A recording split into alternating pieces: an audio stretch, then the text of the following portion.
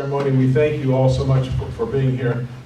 Just to mention a few of the visitors that have come here to honor Secretary Marsh. Of course, we've got his family, Dr. Rob Marsh, and his two grandsons, Second Lieutenant Adam Marsh, who will come in with him, and Doug Marsh. We've got General Ed Burba, who is the chairman of the National Advisory Board of the Infantry Museum, and General John Foss is here. Civilian aide to the Secretary of the Army, Mr. Jim Balcom. Lieutenant General Carmen Cabeza, who's the current chairman and CEO of the National Infantry Museum. Lieutenant General Chuck Dominy, Lieutenant General Michael Spiegelmeier, Lieutenant General Sam Wetzel, Major General Jerry White, who was the founding chairman and CEO of the National Infantry Museum Foundation, Major General Bill Steele, Brigadier General Pete Jones, who is the commandant of the infantry school, the Honorable Mayor Bob Portisheff, Colonel Carl Savory, who will take part in this program, and also our own distinguished citizen, Colonel Ralph Puckett. So thank you all so much for coming here to honor Secretary Marsh. He will be coming in shortly, and the program will start in just a few minutes. Thank you. Before I introduce the Secretary, I just want to, a lot of you have not been at the museum before, and I just want to brag a little bit, if you will. We opened this museum in June 2009. Jerry White here was instrumental in making that happen. And since that time, there's been 2.2 million people walking through that door. And tremendous success rate. It's the area's #1 attraction on TripAdvisor. It's the 2010 Thea Award for Excellence among museums. I guess that's sort of like your Academy Award thing. And there's a team went out and accepted that, and a good way to start off. 2 weeks ago, this museum was selected the best free museum in USA Today's Choice Awards. And it was a couple week affair, maybe 2 or 3 weeks long. People just called in or texted in or something. And somehow we came out on top. The #2 museum was in Cleveland. And they have about 600,000 people a year visitors, and we have about 200,000 visitors here. So what we concluded from that was, this is not our museum anymore, it's everybody's museum. I mean, so many people have invested either financially or by supporting us on online or whatever, that it's kind of been taken from us, and it's a good problem because we need all that support that we're getting. And so we're very fortunate. Just like my bragging rights for the museum today.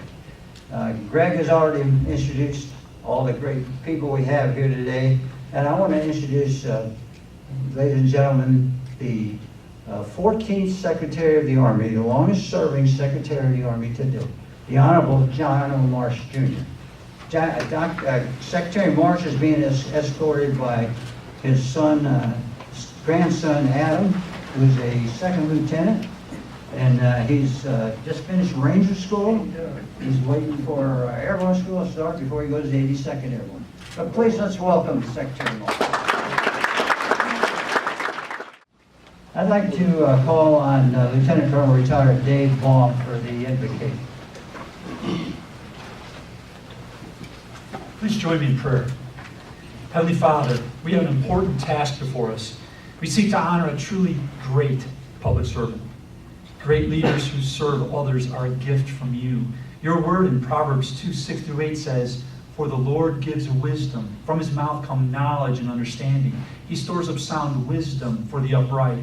He is a shield to those who walk in integrity, guarding the paths of justice."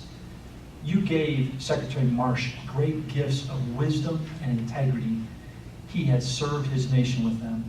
May this museum put on display that life of service so that men and women who come to this place might be inspired to use the abilities you give them for the good and protection of their fellow citizens. We ask your blessing on our efforts this day and in the days ahead for this purpose. Through Christ I pray. Amen. Amen. We have an officer candidate that's going to lead us in the pledge. Where are you, young man? There he is. I pledge allegiance to the flag of the United States of America and to the republic for which it stands, one nation, under God, indivisible, with liberty and justice for all.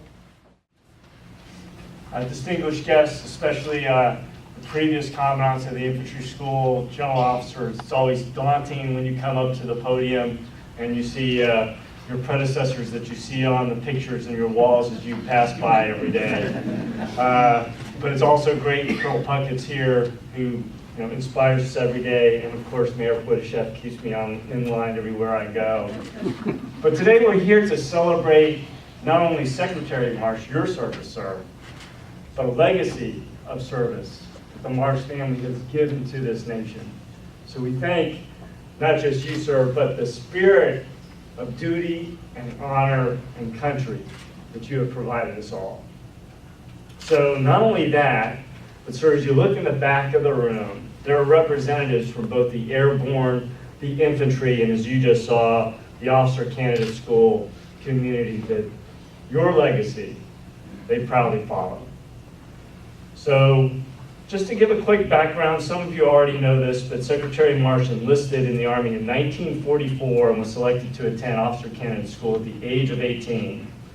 We have a little bit of change now that we have much older ones coming in post-college, but our world was not in a crisis then. So sir, you answered the call, and we appreciate that. You had subsequently served in the Army of Occupation in Germany, and then you remained in the Army Reserves after World War II, and would go on to command a company in the vaunted 116th Infantry Regiment, part of the 29th Infantry Division. You would attend airborne school as a congressman. I did hear a rumor, sir, that you did get caught in the 250-foot tower, and I'm very glad to say that I wasn't the commandant at that time. And I actually, sir, I'm going to go back and see what did happen to that commandant, so I can provide you a status report. And to the ARTB commander, please make sure that that doesn't happen. Additionally, you called to service again, sir, and obviously served in Vietnam in 1966 to 1967, again as a serving congressman.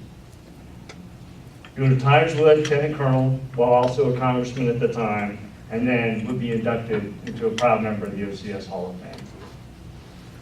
As a son of an infantryman and a grandson of an infantryman, and a cadet and commissioned at the time, you were the Secretary of the Army. It truly is heartwarming to be here, because you are still our longest serving secretary from 1981 to August of 1989. But it was the challenge of those time periods that your leadership was most felt. Grenada, contingency operations in Latin America, the fielding of what was to be called the Big Five, and also the documentation of air-land battle, which has become the foundation of everything we have done, and the victories that we have achieved in Desert Shield and Desert Storm, and have set the stages for what we did in the run to Baghdad during OIF. So you have laid a legacy that we will always remember, and we will continue to build on. Because when it comes down to, it's all about leadership and vision, and that's what you provided us. But it's not only that, as I said, it was a spirit of service. And I'm glad to say that as you come back here to Benny, not only are we the Sparta that you remember of building soldiers, but it's also the Athens for our families. And so it is very appropriate that we place a paver here for you at the home of the infantry, because most of all, you are an infantryman. Follow me.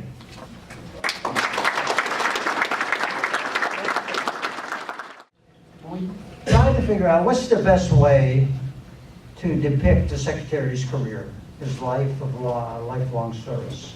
So we found a film that was already made that we think does a great job. And so what we're going to do is we're going to show you this short film right now.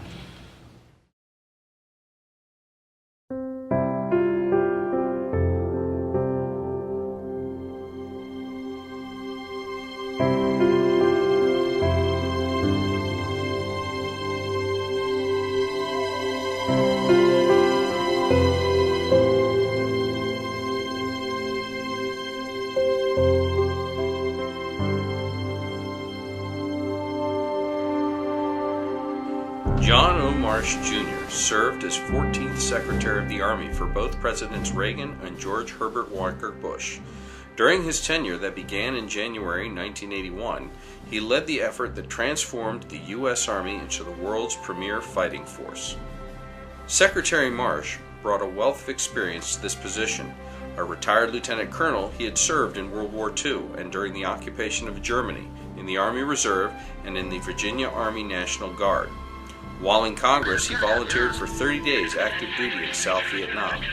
He also understood Washington, having served 4 terms as a congressman, as an assistant secretary of defense, a vice presidential advisor, and as a counselor to President Ford. He knew America faced threats from other nations, and that the Army must be prepared to meet those threats anywhere and at a moment's notice. He also knew that the Army, with doubts about its recent service, needed to boost its pride and esprit. An ardent student of history, he appreciated that Army history, especially 1781, offered the Army a unique opportunity to learn of its service. He directed the use of Yorktown, Spirit of Victory, as a theme to emphasize the Army heritage of service through its major victory at Yorktown, Virginia in 1781. This use of a value-based theme was so well accepted and successful that Marsh continued the program throughout his tenure. Though Marsh knew that higher esprit would increase the Army's vitality, he knew that he could not grow the size of the Army. He concentrated on its modernization, and during his tenure, he led the most sweeping peacetime modernization in the Army's history. Under Marsh's guidance, numerous new weapon systems were fielded. Among them were the M1 Abrams main battle tank, the M2 Bradley fighting vehicle, the AH-64 Apache helicopter, the multiple launch rocket system, as well as the Pershing II missile and the Patriot air defense missile. He spearheaded a systematic restructuring of the Army, developing a unique mix of heavy and light divisions, re-establishing special operation forces, and adding new active and reserve divisions to the force. He activated the Army Space Command, the 6th Infantry Division Light, the 10th Mountain Division Light Infantry, the 75th Ranger Regiment, and the 1st Special Operations Command, 2 Army National Guard divisions, and the U.S. Army Southern Command. He established Army Aviation and Special Forces as separate branches. Marsh also knew that the Army also needed to retain and develop quality soldiers. He acted to raise the quality of Army recruits. He protected a broad range of family programs and improved health care. Marsh was ably assisted in his efforts. He credits the strong support of Army Chiefs of Staff, Generals Edward Schei Meyer, John Wickham Jr., and Carl Vono, for his success. He also enhanced the credibility of his civilian appointees, and his long service was reflected in his principal civilian assistants. The Marsh Secretariat was characterized by continuity, and the Army's effectiveness owes significantly to this continuity. Finally, as friends of the Army Heritage Center Foundation and the U.S. Army Heritage and Education should know, Secretary Marsh is a great friend of Army history. He renewed the use of battlefield staff rides, taking the Army senior leaders to where soldiers had fought and died. He promoted the program at Army schools and units. One such trip led to the U.S. Army War College Guide to the Battle of Gettysburg, edited by J. Luvis and Brigadier General Hal Nelson. He authorized the publication of the Army Historian, a professional newsletter of the Center of Military History in the fall of 1983, that today lives on as Army History Magazine. Most recently, he and General Schei Meyer facilitated the renewal of the Army's hallway exhibits in the Pentagon that the U.S. Army Heritage and Education Center staff ably supported. Because of his vision and dedication, the Army was more ready and more capable when he departed the office of the Secretary in August 1989.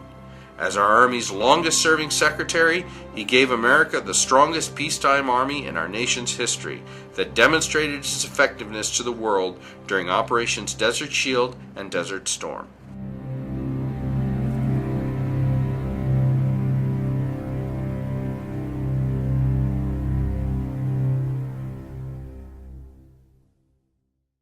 If we mention, but I'm sure Greg did, that Dr. Rob Marsh is also was a soldier, special operator, surgeon, severely wounded in Africa. I think Carl Savory had something to do with working with him during that difficult time. But the Army runs throughout the family.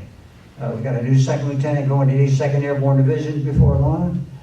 His other son, who's going to graduate this year, I asked him what he was going to do. He says, I'm going to VMI. Not hesitant at all. I'm going to VMI. Matter of fact, I worked for the Secretary so long, people used to say, where'd you go to school? I'd say, VMI. No, I'm sorry, not VMI. but a great military family. I'd like to, the number of people here today is not reflective of the number of people that are here today, if that makes sense. We got tremendous number of letters, emails, calls, saying, I can't be here. You know, and it's kind of funny as we emerge in age. You notice that's a new term for getting older? As we emerge in age, there's reasons like health, too hard to travel, things like that hold people back. But I can't tell you the number of phone calls I got from people explaining why they weren't going to be here. I got three calls from the same officer, same general officer, explaining why he wasn't coming. He said, make sure Mr. Marsh knows this. And I said, Mr. Marsh will know it, I guarantee you. If you call him one more time, I'm going to put you on the phone with Mr. Marsh. But that's the concern. I mean, that's how people feel about Jack Marsh. They love him, what he's done for us and for our country. A lot of individuals in here were touched by him throughout the career. So we've got a number of letters, so I'm going to share some of them with you. The first person I'd like to ask come up and share some thoughts with you is Carl Savory, who close friend of General Vesey, who has some comments. I was fortunate enough to be touched by Secretary Marsh and also Jack Vesey. When General Cabeza and I talked about this event, I contacted General Vesey, and this was about 4 months ago, sir, and asked him if he would feel comfortable coming. And he said at the time that that he wasn't physically capable of making the trip, even if Jim Balcom and I volunteered to go out and pick him up and bring him here.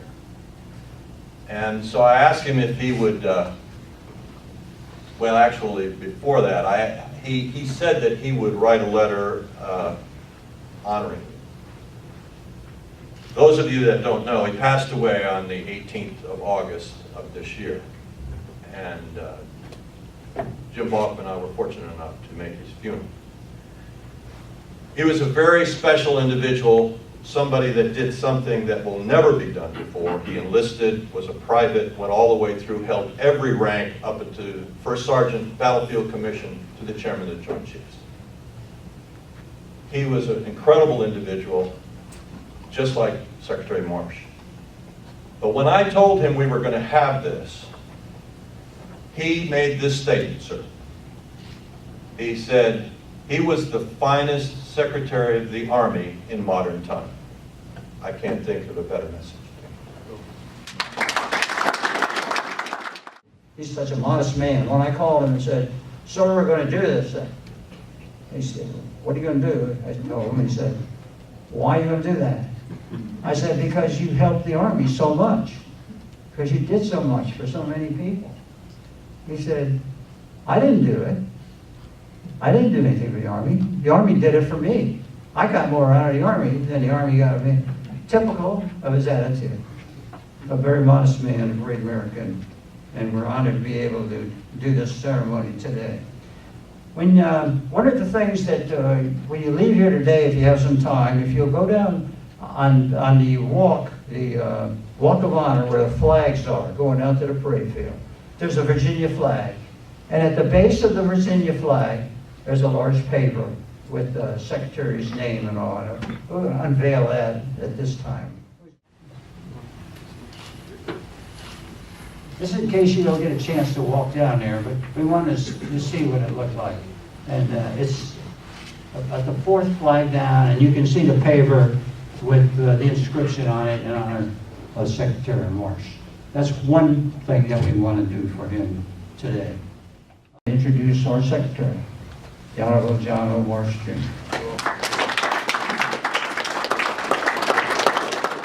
Thank you very much, General Cabeza. You know, I thought at 410, I thought probably you would begin your introduction by saying, "Once upon a time."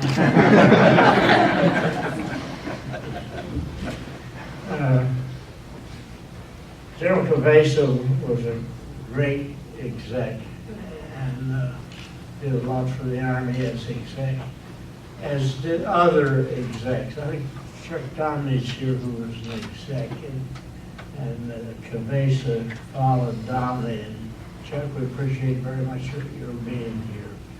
The thing I would like to mention, the general talked about history and background and heritage. What I would like to suggest today is that the Army concentrate on the centennial of World War I. World War I changed America, ushered us into being a world power, and also unified our nation. And because the Civil War, mathematics was only 50 years before, 1915, and we had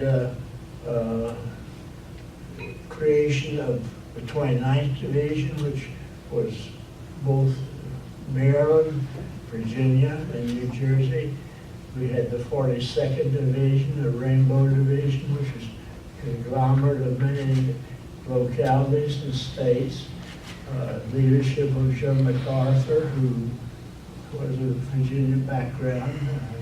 Always got to put that in, you know. But these words are very wonderful and they're great to hear. But I wish they were really believable. But I would say to you that I owe the Army more than the Army owes me. The Army, when I entered OCS, I was 18 years old. It was a very unusual experience. And it was take an 18-year-old, he was about 4 months training. It was hard, but it was very stressful. It was stressful because of the methodology that was used to evaluate your performance.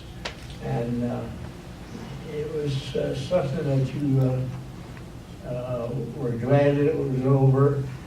And then I went to parachute school, and you got a grandson's getting ready to go. Right now, he's still a leg. But he'll get over that. I remember when we were getting ready for the first jump, we were taking a C-119 called the Flying Boxcar. And I was sitting there, and it took a long, long roll to lift off. And I thought, why am I sitting here? I started thinking about Congress. And I thought, well, you know, wouldn't it be wonderful if we could have the whole Congress here?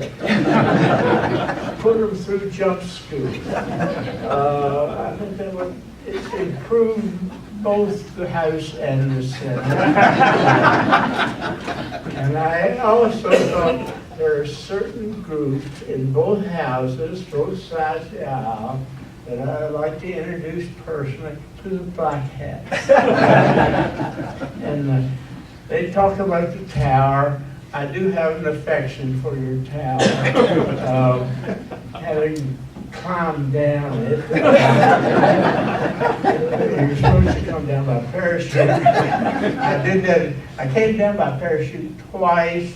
I was lowered down once because the arm got dirty, and the fourth time I climbed down. And, you know, there was a whole lot of hubba as a part of the training. Everybody knows that.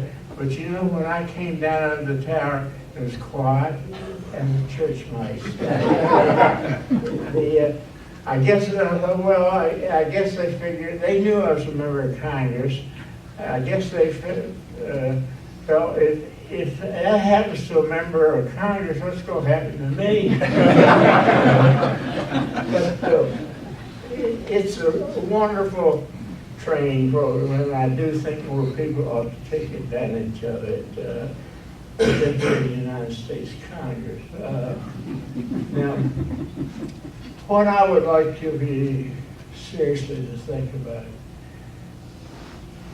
historians, all historians that consider George Washington come up with one word. That one word is character.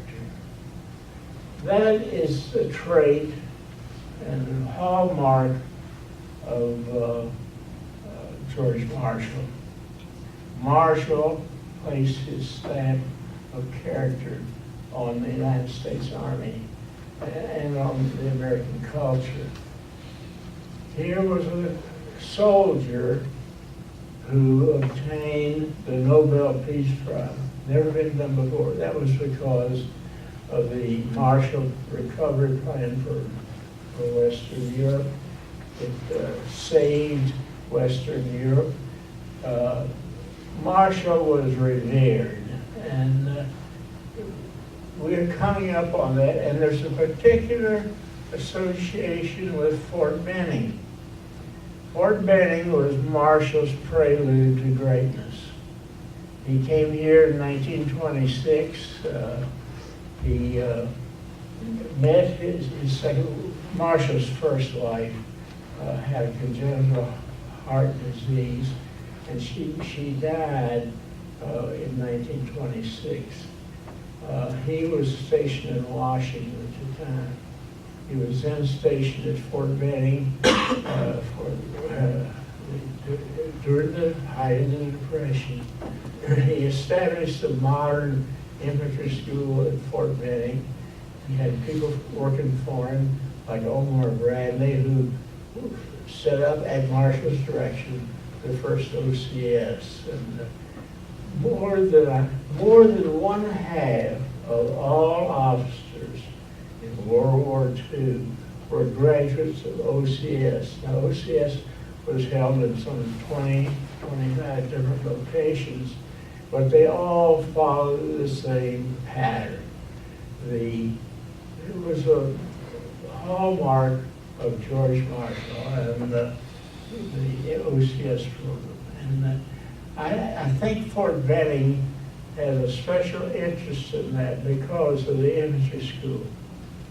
Fort Benning's centennial for 100 years will occur with the Declaration of War centennial on Journey in 1915.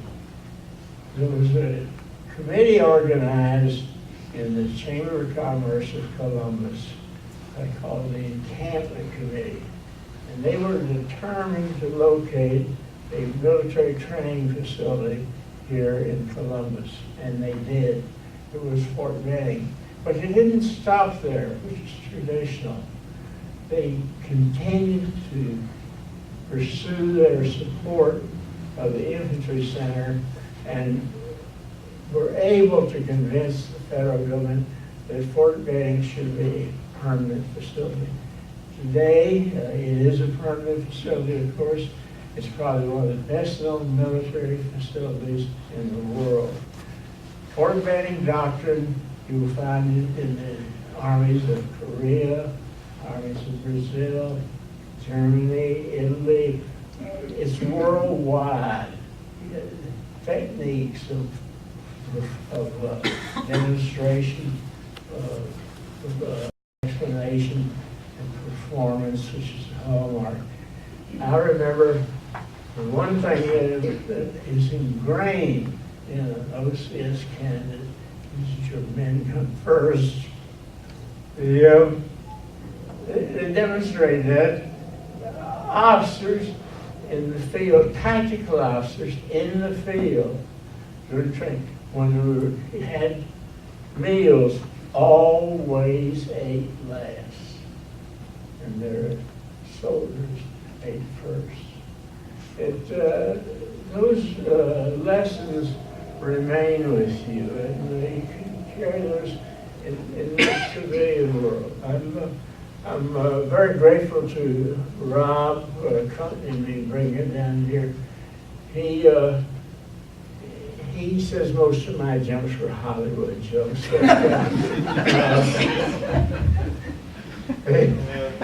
For 1,250 feet, they're all the same.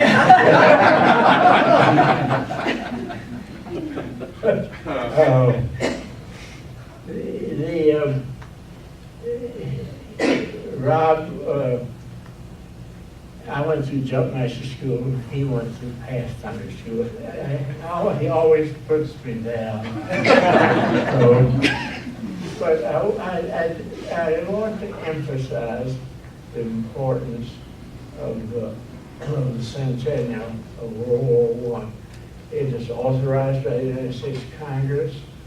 The National Committee has been established to do that.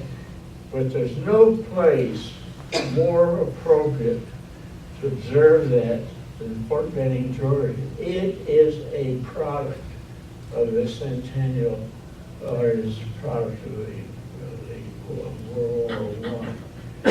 World War I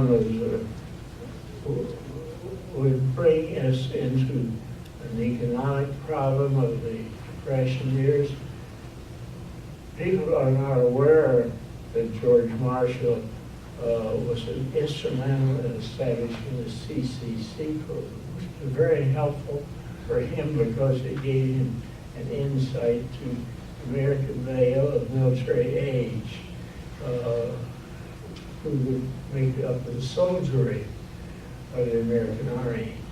People overlook or not aware that Marshall's stepson, as I mentioned, his wife had first one had congenital heart disease. He married Mrs. Brown. And she had 3 children. One of them was a 12-year-old boy who bonded with General Marshall. And Marshall was very fond of him. The Vietnam situation, we're still rebuilding from that. I'm no hero, but I was where the heroes were. I saw the American soldier, Marine, Airman, Navy, and they performed magnificently in Vietnam. The war was being debated, focuses on congressional offices, and I saw those youngsters there do their duty. They were courageous, they were able, they were unflinching. They never asked for anything, but they did everything. And I didn't become Secretary of the Army to apologize for the American Army in Vietnam. It needed no apology. War was lost to the rice paddies and jugglers of Vietnam. It was lost on the main street of America. But we built a better army because of the talents and the qualities of individuals like Joe Cabeza, Joe Donnelly. I saw the American Officer Corps is extraordinarily well educated. It's known worldwide. Joe Cabeza did his work for his PhD when he was my exec, and how he did that I do not know, because he had his hands full. He was a great executive, was Joe Dominic. But the infantry school is probably the graduate school of America. And it has produced leaders in all of our wars, and we can be very, very proud of them. I'm very proud of this opportunity. But the one thing that happened that I realize now, looking back, what OCS created, what we achieved in the Army was bonding. Soldiers become bonded to one another. It's that bonding that causes them to never give up and to continue to carry out their duties. We need bonding today in America. There's too much anger in our country. There's too much dissent. Too many accusations. We need the experience that's in the Army of being bonded. We need to do that as we move into another century. I'm very grateful to the Infantry School for this honor. I do not deserve it, but I certainly cherish it. And I look forward to seeing you later on this morning. I understand that one of those here was Mrs. Larson, who was the poor exec that had to ride herd on the shoulders. We're always trying to run the Army, and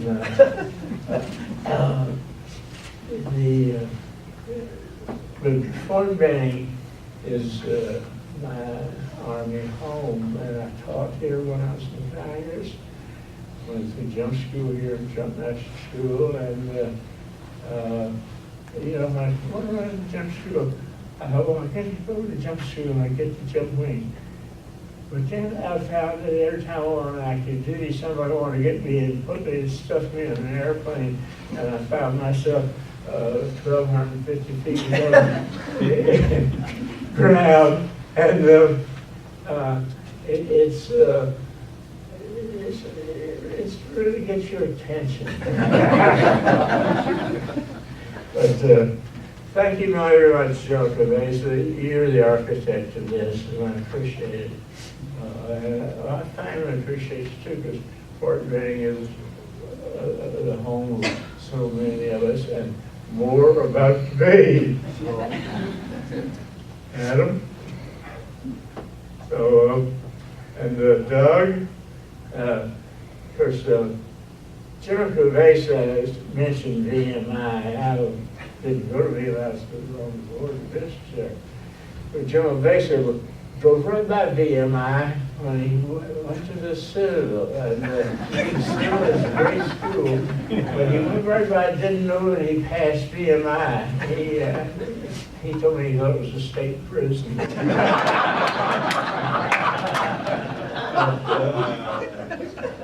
Again, thank you very much. You've done a remarkable job of leadership here, and we're very grateful to you, Carmen. Look forward to seeing you in the next few minutes.